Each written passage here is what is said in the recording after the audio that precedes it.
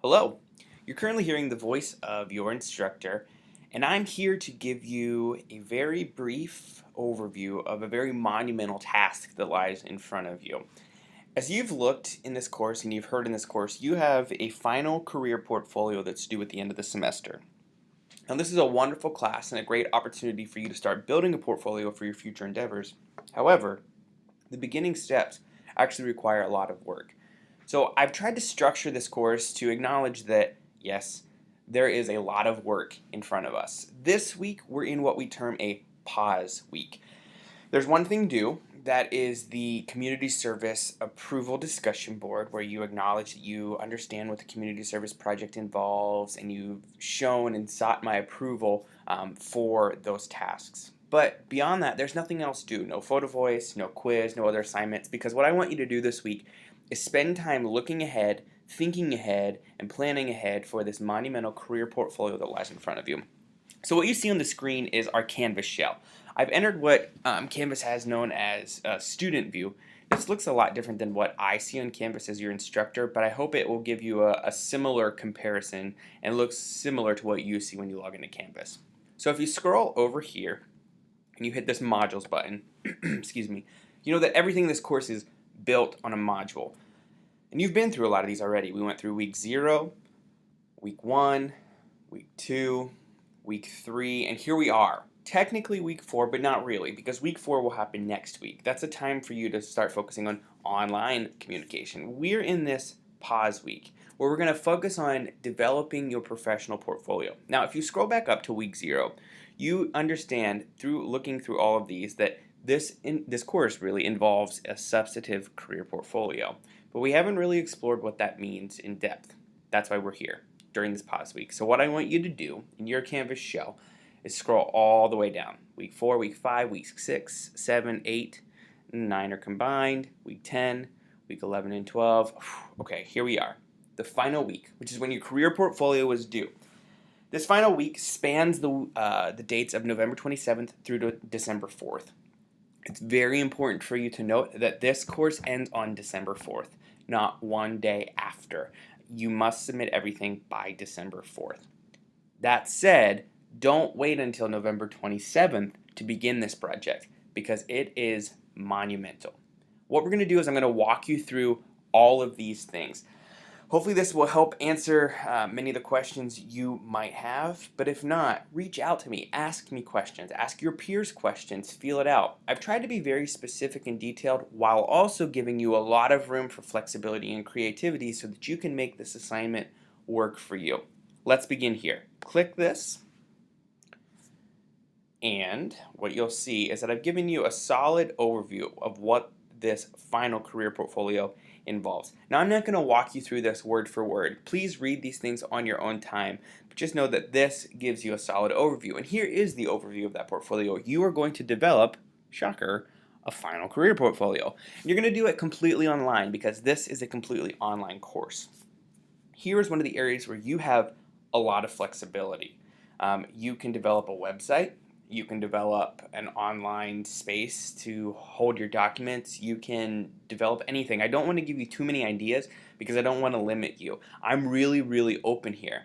I've given you a lot of examples. You can click these and you can see examples of student work, student online portfolio, if you can get past all of this spam. I put these here for you to explore, not necessarily to be limited by. Whatever you choose to do, if you have questions about is it appropriate or not, reach out and ask. I'm happy to provide insight. But in general, I'll show you the rubric I'm going to use in just a little bit, and as long as you meet those criteria, you will be fine. A few important notes. Earlier or later this semester, I should say, you will complete a LinkedIn portfolio. As you do that, you're going to submit part of that with your final portfolio, but that alone cannot be your portfolio. Again, your portfolio can be on any platform you choose, but you are responsible for ensuring that the final product is accessible by me, meaning when you send me your final portfolio, I can access it. It's not set to private, there are no website glitches, there's no malfunctions, I'm able to access it. If you are not sure where to start, chat with me, chat with your peers, chat with USFSM Career Services, ask around what might be the best outlet to do this on. In this career portfolio, you can just click next and it's going to take you step by step through what's required. The first thing you're going to need in this career portfolio is a video greeting. We know this typically as a video blog, but you can call it whatever you want. This video should be about 60 to 90 seconds. It should be professional and an adequate, realistic, honest representation of you. This video should help make sense in light of your portfolio platform. Introduce what this is when you have your video, let's say on a website you create. Introduce the website. Tell the audience, which will be me, but hopefully more than me as well, what this space is all about. Your video should be of good quality. You can use a webcam. You can even use a smartphone or an iPad. Those types of recordings are actually very high quality now.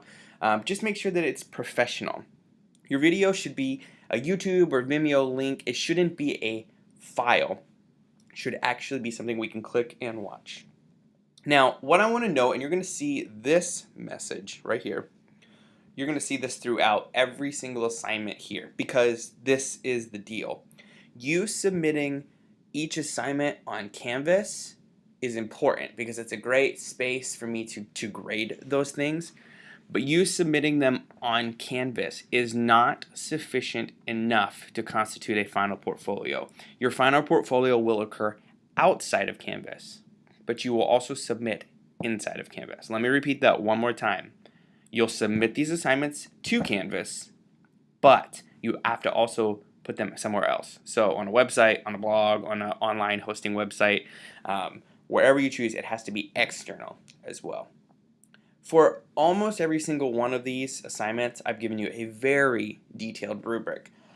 I like to use rubrics because they lay out all my expectations for you right from the beginning. And as long as you follow these things, you're going to score just fine. You're going to get what you need to get. You're going to know what score to get. So use these as your guide. This is what I will grade you on. And I'm not going to walk through those, but please make sure that you check out the rubrics so you know what's going on. So step number 1, a video greeting. Let's go to the next one. A final photo voice analysis. Now you know all semester you have been completing mini photo voice analyses each week. You've used them to help synthesize the content. I anticipate that a lot of you don't really see why that's necessary. But as a researcher who has used this method for many years, I can tell you it is a crucial method for understanding, students' understanding. It's been used very, very widely, and this is where education, especially online education, is going. And so I'm very excited that you've done it, even if you haven't been as excited that you've done it. Hopefully you have. Hopefully you've been very passionate about it. In this final photo voice analysis, you are going to combine all of those. So you've got them stored on Canvas. If you've deleted them elsewhere, they're still on Canvas, no big issue. And what you're going to do is you're going to take and you're basically going to kind of copy and paste each one into a much larger document. There's going to be 2 new photo voices as well. So what you're going to do is you're going to begin with a new, which means not previously submitted, photo of you. Actually one of you. It can be a selfie, but make it semi-professional. Provide a caption, and then in that, pretend this is another photo voice assignment in which you introduce yourself and briefly summarize who you are as a professional. Then keep in mind that you're going to eventually just copy and paste all of the other photo voice analyses you've done. So set that up. Introduce those at the front end of your paper. Explain what the paper is going to try to do or what the purpose of the paper is. Provide a clear organizational structure for your reader. Then provide each photo voice analysis. Now you can switch those up. They don't necessarily have to be in the order that you put them in for the modules. Vary them as you see fit. And then at the conclusion, you're going to put another new picture. Not one of yourself, but something that summarizes everything. Use your critical creative juices and come up with something creative. Give me an image and a corresponding analysis using the same requirements for all other photo voice analysis that summarizes all of the content. End strongly. And what you're really going to do in this is you're going to come up with a great visual representation of who you are as a professional. Think of this as something a future employer might see. Okay, so please use the weekly module presentations. You don't have to provide a response to your peers in this one. This one's just for you. But please save this document as a PDF. Okay, not as a Word document, not as a Pages document, as a PDF. This is crucial and something you're going to be graded on because you're going to put this on your final portfolio, and you don't want somebody to be able to download a Word document and be able to edit it and say something on your behalf that you didn't say. A PDF is still editable, but it's much harder to edit, so please submit as a PDF. Another thing here is that's just part of being a professional. Even if you don't understand why the requirements are the requirements that they are, you still follow those instructions. If an employer asks you to submit as a PDF, you do it. So this is trying to get you in the practice of doing that. Remember, this little disclaimer, as with all elements of the final portfolio, you must submit it on Canvas, but you also have to submit it somewhere else. Okay? This is the rubric that I'm going to be using. You can see it's very, very detailed, so please take time to read it. You're going to be graded on all of the original images, so 10 total, and all the original analyses. You're going to be graded on a new intro, a new conclusion, and the overall mechanics and aesthetics. Does it look good? Does it read well? That's the rubric criteria that you'll be graded on. And then let's go next. As part of this online portfolio, you're also going to be required to submit 2 additional professional writing samples. This is important because you want a future employer to know that your time here at USFSM or any other college that you have gone to previously was worth it. Did you gain the skills necessary that they're looking for in a future potential employee? So you're going to submit 2 writing samples that relate somehow to your chosen career, or at least 2 samples that demonstrate professional excellence. So for instance, if you're a business major, but you've got a paper from your biology course that you're just really proud of, that's okay. Submit that. Because remember, the skills are still the same. Sound writing ability, critical analysis, attention to detail. So it doesn't necessarily have to relate to your degree, although if possible, it probably should. There are no firm requirements for these samples, however they must be substantive, which means they must be at least 3 full double-spaced pages, no exceptions. They must be applicable in some way. They must relate to your future career path, and I'll give a caveat there, if possible. Some of you are younger in your professional career, you don't have a lot, so submit what you're proud of. Please, again, on that same note, submit something that's flawless, something that you're proud of because it's done darn well. Don't submit a first draft. Don't submit a draft with 1,000 mechanical errors. Submit your absolute best work, something that you are proud of. Okay? Make sure that these are submitted in an appropriate and readable format, preferably a PDF here, but a Word document will suffice. You're going to be graded on submission entirely, so if you submit, you'll get the points, 15 points each for a total of 30 points. As a reminder, you must submit them here, and they must also be evidenced on your online portfolio. Next, your final resume. Whew. Your resume has been through several different drafts. You did a first draft, and then you did a second draft in this course. You are at a point now where hopefully you've looked ahead and you know when those things are due, but please, please, please keep in mind that you're going to submit a third and final draft for your resume. Within it, you must also ensure that all the references that you've asked to serve as references are included. So, as with the second draft of the resume, each time you're going to have to synthesize your improvement. What did you do since the previous draft to make it better? And if you made no improvements, that's okay as well. Just specify that. You must note here that if you include a new reference, one for which you haven't proven that they provided their permission, you must also include that proof here. If you're not understanding what all this means, scroll ahead just a little bit and look at the resume requirements, resume requirement number 1 for draft 1 and requirement number 2 for draft 2. The criteria that I will use for your resume, your final resume, is huge. Look at all these things. There is so much here.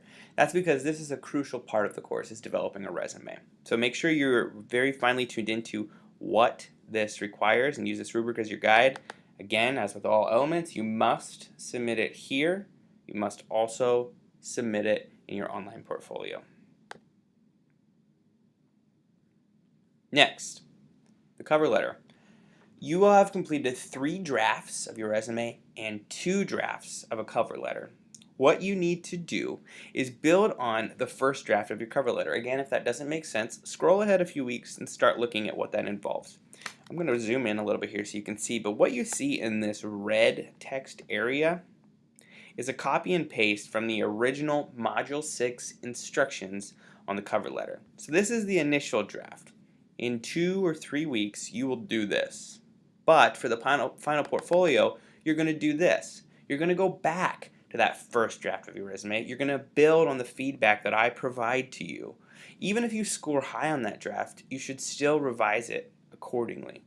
I'm not going to get too much into this because once you complete the original one below, it'll be just like the resume. You'll completely understand it. Just know that if you scroll down, you can also find the rubric that I'm going to use for the final cover letter right here. The things I'm looking for: overall appearance and style, framework, experience, mechanics, that means mechanical errors, writing, grammar, etc. The necessities, and improvement. How did you improve?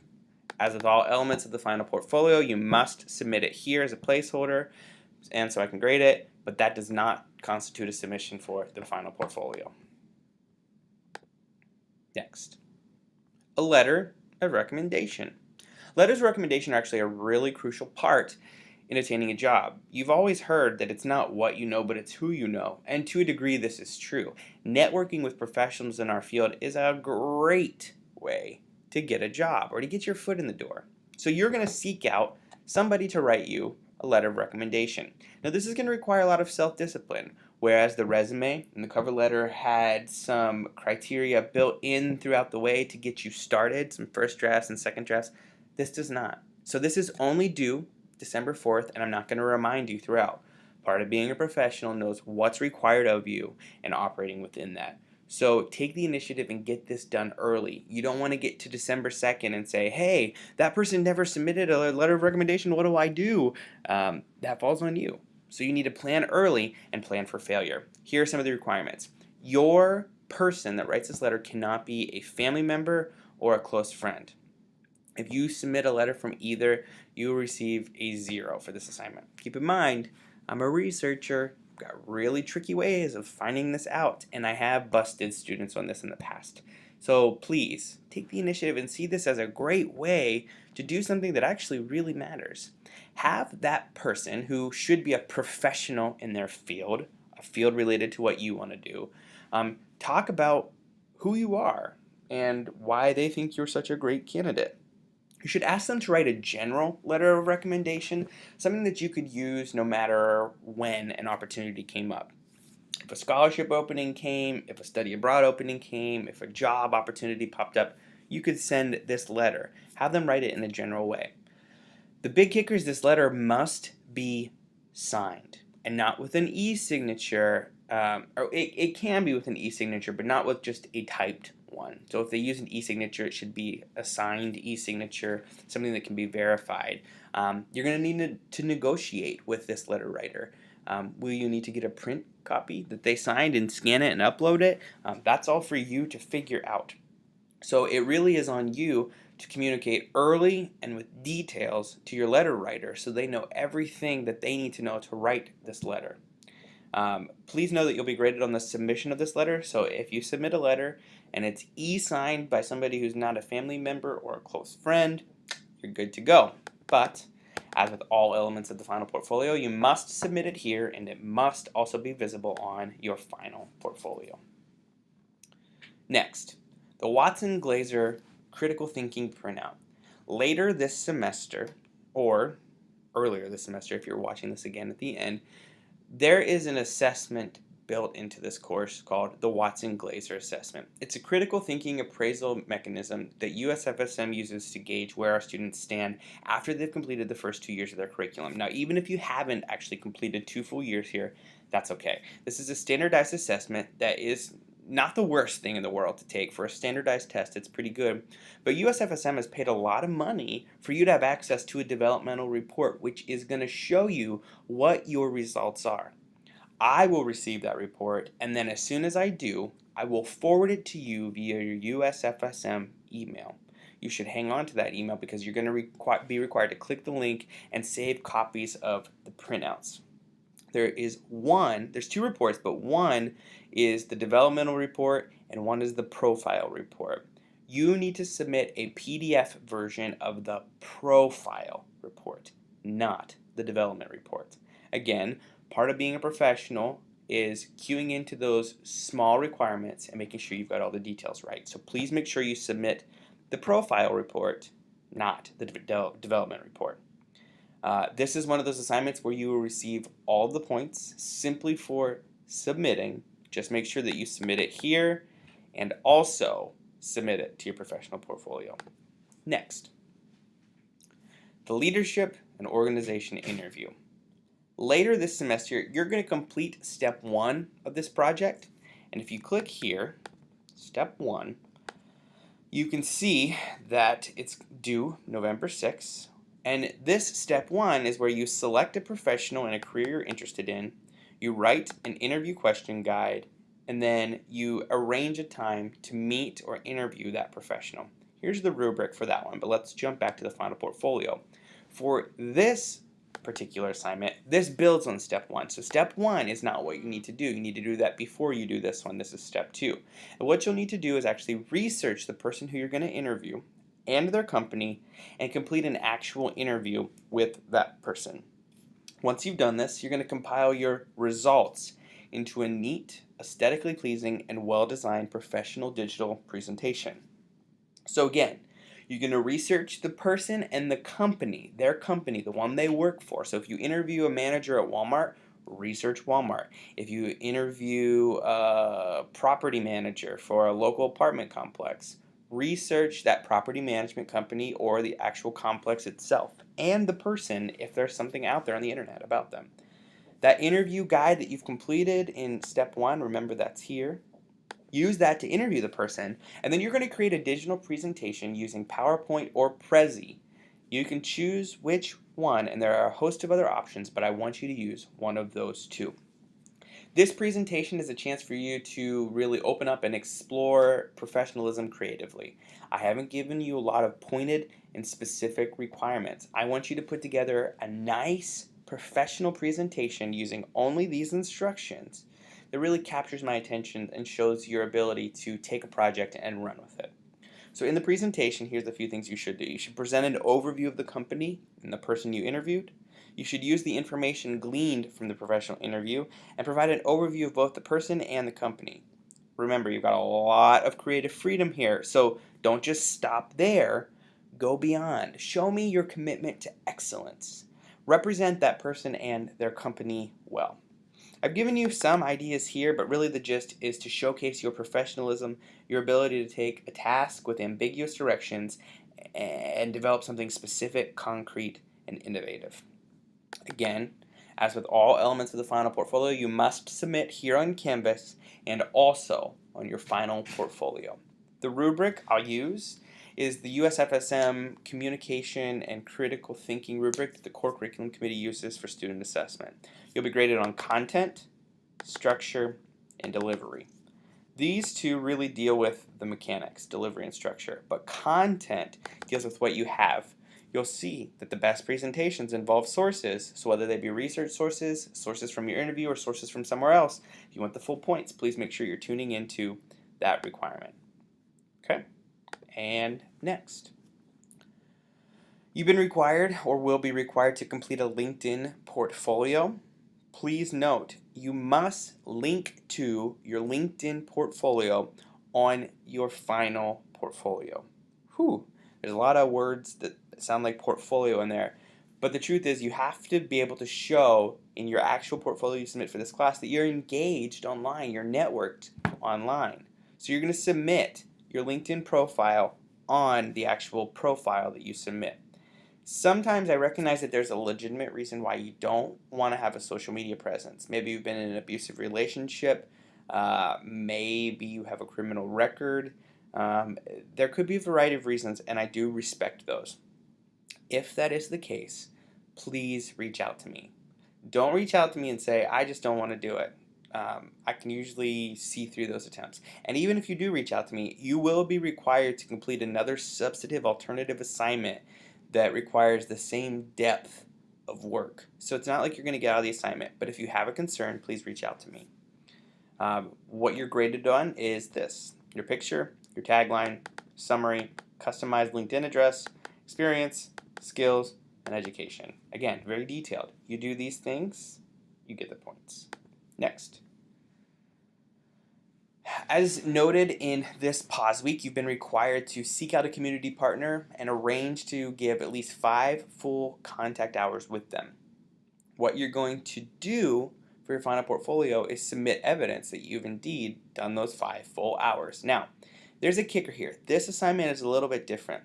You are going to include a time log and a letter from an authority at the place you volunteered. So if you volunteered at Boys and Girls Club, find a leader there that can write a brief letter to me attesting that you did at least 5 full contact hours there.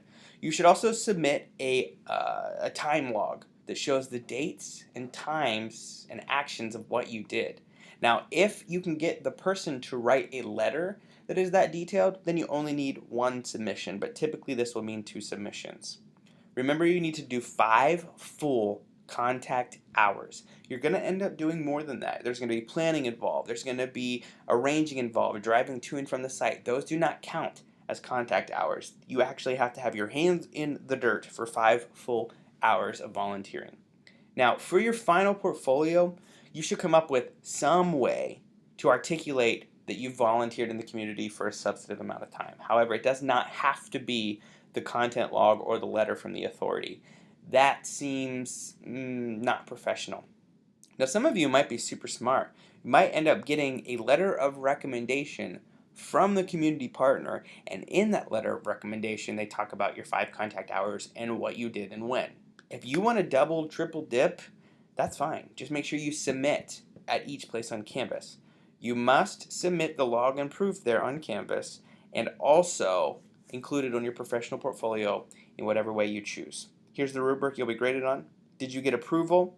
That's going to be this week, so please make sure you do that this week, otherwise you automatically lose points. Did you actually complete 5 full contact hours, and did it make it into the professional portfolio? And then the final thing is the actual portfolio itself, the actual platform upon which you put all this information. Your digital portfolio is going to be pretty huge, and that's good because hopefully you'll keep adding to it over the next few years. So you will need to submit a link to your final portfolio here. You'll simply copy and paste, and there will be no room for you to submit anything but a digital website link. Because anything you do is going to have a website link. It's going to, even if it's not a website, you're going to have a web link. So here is the breakdown of points. 150 points is dedicated solely to the platform because that's probably going to be one of the most difficult tasks. So you can see I still use the content, structure, and delivery design. You can go through all these and see what you need to do the points. But the goal here is that you'll submit something that shows hours of effort, that shows careful thought and planning, that is very visually, aesthetically pleasing, that really showcases you the best it possibly can. Please don't take this lightly. This is a huge task. I recognize it as a huge task, but it's an important one. And it's going to give you something that you can continuously build on, not just throughout the rest of the semester, not just throughout this academic year, but really in the next coming years. This is a great way to get the ball rolling for future professional success. So we're here. We are at week 1, 2, 3, pause right before 4. Make sure you get community service approval. Make sure you've watched this video in its entirety, though if you've gotten to the end, you've done that. And please, please, please make sure that you regularly throughout the semester visit these requirements. They are here, they will not go away, and you are responsible for ensuring that everything due on December 4th is submitted by December 4th. But if you have questions, I am here to help. Although this is an online course, keep in mind I have a campus office. You may swing by C208 anytime. I'm happy to chat with you, bounce ideas off, whatever you need to do to succeed in this course and in this final portfolio. But I beg you, do not procrastinate. Take the rest of this week, think ahead, start working on some of these things, do what you need to do to make sure by December 4th you can press submit and feel really, really good about heading into the holiday break because you've done everything you need to do with excellence and with detail. If you've got questions, send them to me. Otherwise, enjoy the rest of this week, plan ahead, and I cannot wait till December 4th when I see those final portfolios and see the fruits of all your hard labor. Have a fantastic rest of your week, and I'll see you soon.